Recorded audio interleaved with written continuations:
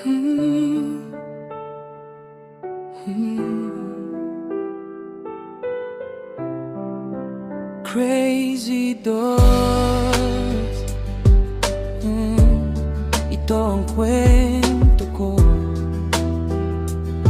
para kina mama at papa at sa mga anak ko.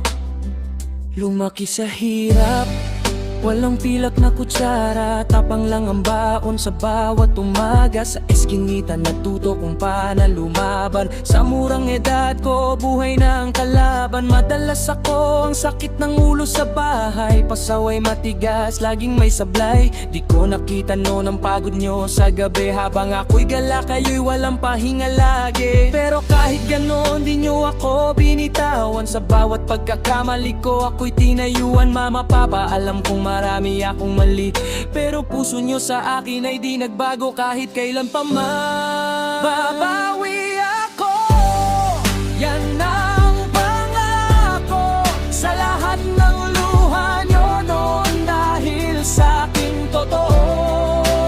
Crazy Dolls man ang pangalan sa kalye, anak nyo pa rin ako hanggang huli.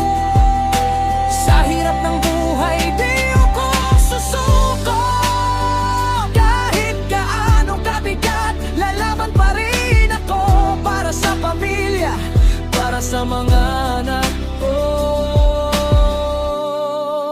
Babawi ako, pangako to.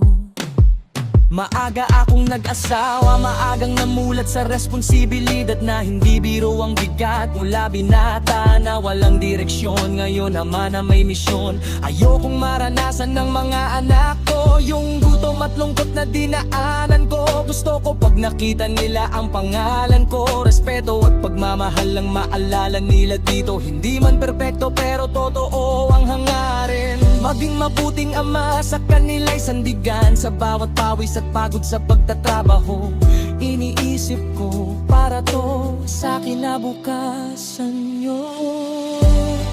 Babawi na. Mama, Papa,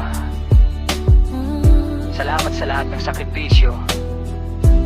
Kung naging rebelde man ako noon, ngayon babawi ako sa gawa, hindi lang sa salita. Mabawi ako sa bawat pagkukulang, sa bawat gabing kayo'y nag-alala ng tuluyan. Crazy Dolls ang pangalan, pero puso'y nagbago. Mas matatag, mas buo. Sa laban ng buhay, di kailanman susuko. Tapang pa rin ang baon ko para sa magulang at mga anak ko.